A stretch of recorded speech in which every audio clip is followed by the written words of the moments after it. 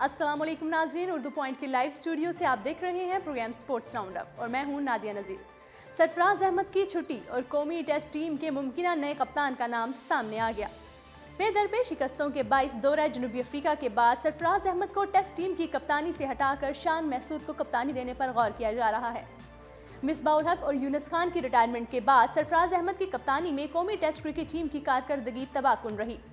मुत्तहिदा अरब अमारात के home ground पर पाकिस्तान हमेशा नाकाबिले शिकस्त रहा, ताहम सरफराज अहमद की कप्तानी में कौमी टीम को 2 होम सीरीज में शिकस्त का सामना करना पड़ा, जबकि सरफराज अहमद की कप्तानी में पाकिस्तान को जनूबी अफ्रीका के खिलाफ टेस्ट सीरीज में भी बदतरीन शिकस्त का सामना करना पड़ा। ताहम अभी सीरीज का एक टेस्ट मैच बाकी है। इस हवाले से निजी टीवी चैनल की जानिब से दावा किया गया है कि जनूबी अफ्रीका के खिलाफ सीरीज के अख्तिताम के बाद सरफराज अहमद को कप्तानी से हटा दिया जाएगा, जबकि कौमी टीम के नए कप्तान का नाम भी सामने आ गया है। कौमी ए क्रिकेट टीम की कप्तानी करने वाले दौरा जनूबी अफ्रीका में अच्छी कारकर्दगी से सबको अपनी जानिब मतवज्जह करने वाले शान महसूद कप्तानी के मजबूत उम्मीदवार हैं। ताहम इस हवाले से हतमी फैसला दौरा जनूबी अफ्रीका के बाद किया जाएगा। और दूसरी जानिब कौमी क्रिकेट टीम के साबिक कप्तान रमीज राजा ने सरफराज अहमद के मुस्तकबिल की अहम पेशन गोई करते हुए कहा है कि टेस्ट मैचेस में फतूहात ना दिलाने के सबब वक्त उनके हाथों से निकला जा रहा है, क्योंकि ये काफ़ी मुश्किल काम है वो अपनी बैटिंग तकनीक को तब्दील कर सकें, जो बैरून मुल्क कंडीशंस में उनके लिए हरगिज़ मौजू नहीं है। रमीज राजा के मुताबिक पाकिस्तानी कप्तान के लिए घड़ी की टिक टिक तेज़ होती जा रही है, क्योंकि वो टीम को टेस्ट मैचेस में फतूहात दिलाने में नाकाम और तसलसल के साथ रन्स भी स्कोर नहीं कर रहे। न्यूजीलैंड के बाद जनूबी अफ्रीका के खिलाफ टेस्ट सीरीज में नाकामी को पेश नज़र रखते हुए रमीज राजा को महसूस होता है कि सरफराज अहमद को अपनी टीम की बदकिस्मत बदलने के लिए इनकलाबी इक़दामात की ज़रूरत है, क्योंकि तवील फॉर्मेट की क्रिकेट किसी भी कप्तान के लिए काफ़ी डिमांडिंग होती है, जिसमें उसे हर सेशन के लिए तैयार रहना पड़ता है और उन्हें हासिल शुदा तजर्बात से सीखते हुए ज़्यादा मुहतात रहना होगा, वरना वक्त उनके हाथों से निकल रहा है, क्योंकि उनके पुरस्कार मुस्बत नताइज मांग रहे हैं और उनके जानिब से ऐसा कुछ नहीं हो रहा। याद रहे कि पाकिस्तान को जनूबी अफ्रीका के खिलाफ 3 टेस्ट मैचेस के पहले दोनों मुकाबलों में बड़े मार्जिन से शिकस्त का सामना करना पड़ा। पाकिस्तान और जनूबी अफ्रीका के दरमियान तीसरा और आखिरी टेस्ट 11 से 15 जनवरी तक जोहान्सबर्ग में खेला जाएगा।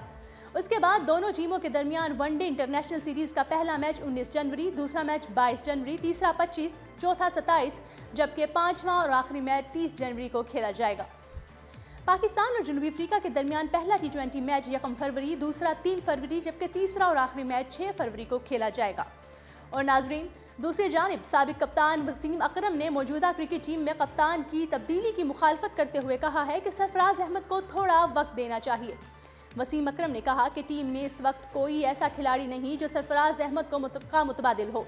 टेस्ट क्रिकेट एक मुश्किल फॉर्मेट है, इसलिए मेरे ख्याल में सरफराज को थोड़ा वक्त देना चाहिए।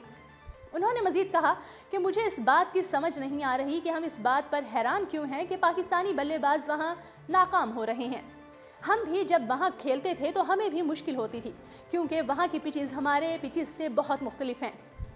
उन्होंने मजीद कहा कि हमें मुस्तकबिल में ये लाहे अमल अपनाना चाहिए कि जब भी हम न्यूजीलैंड, जनूबी अफ्रीका, ऑस्ट्रेलिया में खेलने के लिए जाएं तो सीरीज से कम से कम 2 फर्स्ट क्लास मैचेस खेलें, ताकि बॉलर्स और बैट्समैन पिच का अंदाज़ा कर सकें।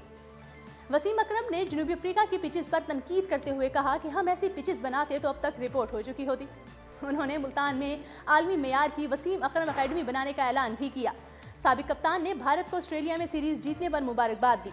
वाज़ेह रहे कि जनूबी अफ्रीका के खिलाफ टेस्ट सीरीज में पाकिस्तान की शिकस्त के बाद टीम के कप्तान सरफराज अहमद को तनकीद का निशाना बनाया जा रहा है और उन्हें कप्तानी से हटाए जाने की बातें भी सामने आ रही हैं।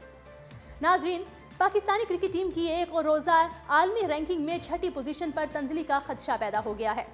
पाकिस्तान और जनूबी अफ्रीका के दरमियान 5 मैचों पर मुश्तमिल एक रोज़ा सीरीज में प्रोटीज के हाथों क्लीन स्विप या 1-4 से शिकस्त की सूरत में कौमी टीम को एक दर्जा पीछे हटना पड़ेगा। ग्रीन शर्ट्स ने पांचों मैचेस में प्रोटीज के खिलाफ फतह समेटी तो चौथी पोजीशन पर कब्जा जमाएंगे। याद रहे, जनूबी अफ्रीका इस वक्त आलमी रैंकिंग में चौथी पोजीशन पर है, जबकि पाकिस्तान की 5वीं पोजीशन है। मुश्किल कंडीशंस में टेस्ट सीरीज हारने वाली पाकिस्तानी टीम के लिए वनडे सीरीज जीतना भी जुए शेर लाने के मुतरादिफ होगा। दूसरी जानिब ICC की वनडे रैंकिंग में बाबर आजम 5वीं पोजीशन के साथ टॉप 10 में शामिल हैं। वाहिद पाकिस्तानी बैट्समैन हैं। बॉलर्स में से कोई भी टॉप 10 में जगह नहीं बना सका। मोहम्मद हफीज़ ऑलराउंडर की फहरिस्त में चौथे नंबर पर मौजूद हैं। नाज़रीन, जनूबी अफ्रीका से इब्तिदाई दोनों टेस्ट मैचेस में शिकस्त के मुज़र असरात कुछ खिलाड़ियों पर भी पड़े हैं। उनमें सीनियर तरीन बैट्समैन अजहर अली नुमाया हैं। काफ़ी अरसे तक टॉप 10 में मौजूद रहने वाले अजहर अब 19वें नंबर पर पहुंच चुके हैं। असद शफीक को कैपटाउन में 20 और 88 रन बनाने का सिला 5 दर्जे तरक्की की सूरत में मिला, जिससे वो 24वीं पोजीशन पर पहुंच चुके हैं। बाबर आजम 2 दर्जे तरक्की से उनके पीछे 25वें दर्जे पर मौजूद हैं। दोनों मैचेस में कदरे बेहतर बैटिंग करने वाले शान महसूद को 22 दर्जे तरक्की मिली, जिससे वो कैरियर बेस्ट 65वां नंबर संभाल सके हैं।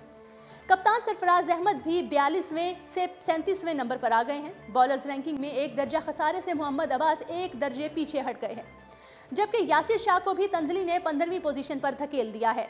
शाहीन शाफरीदी बहरहाल तरक्की के जीने चढ़ने में कामयाब रहे हैं। उन्होंने कैपटाउन में 4 विकेटें लीं, जिससे 13 दर्जे की छलांग लगाकर वो 60वीं पोजीशन पर बराजमान हो चुके हैं। ऑस्ट्रेलिया के खिलाफ टेस्ट सीरीज में उम्दा कारकर्दगी पेश करने वाले फांट ने अपने मुल्क के कई नामी गिरामी विकेट कीपर्स बैट्समैनों को पीछे छोड़ दिया है। वो कैरियर बेस्ट 70वें नंबर पर पहुंच चुके हैं, जबकि धोनी की बेहतरीन टेस्ट रैंकिंग 19 रही। ऑस्ट्रेलिया में पहली बार टेस्ट सीरीज जीतने के बावजूद टॉप पर मौजूद भारत के पॉइंट्स में कोई इजाफा नहीं हुआ। अलबत्ता ऑस्ट्रेलिया को 1 पॉइंट की कमी का सामना जरूर करना पड़ा। टीम बदस्तूर 5वें नंबर पर मौजूद है। पाकिस्तान का 92 पॉइंट्स के साथ 6ठा दर्जा रहा। 1 पॉइंट कमी के साथ श्रीलंका 7वें नंबर पर मौजूद है। और नाजरीन, दूसरी जानिब इलेक्शन के बावजूद IPL भारत में ही होगा और उसका आगाज 23 मार्च से होगा। इंतखाबात के बावजूद इंडियन प्रीमियर लीग इस बार अपने मुल्क में ही मुनक़िद की जाएगी। इसका ऐलान भारतीय क्रिकेट बोर्ड ने किया।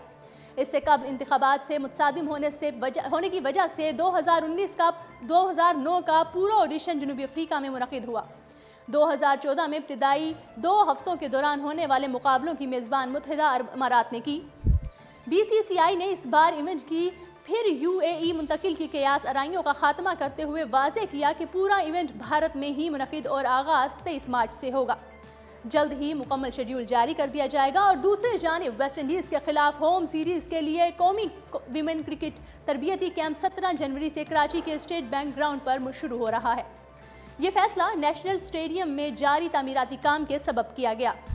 कैंप कमांडेंट और पाकिस्तान विमेन क्रिकेट टीम के गैर मुल्की कोच की जेर निगरानी 29 जनवरी को जारी रहने वाले कौमी कैंप के लिए 26 मुमकिन खिलाड़ियों को तरबियत दी जाएगी।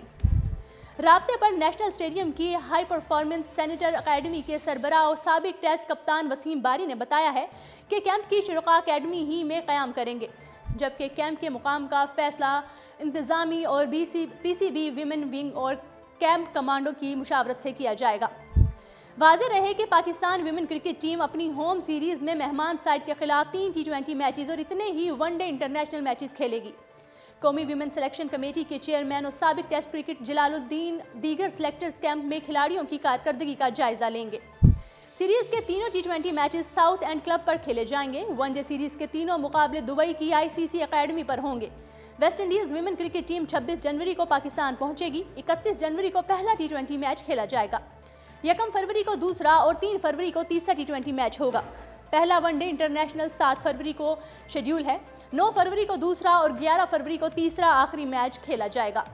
जी नाज़रीन, उर्दू पॉइंट के लाइव स्टूडियो से ये था प्रोग्राम स्पोर्ट्स राउंडअप। खेलों की तमाम तर खबरों से आगाह रहने के लिए देखते रहिए स्पोर्ट्स राउंडअप और मुझे दीजिए इजाज़त।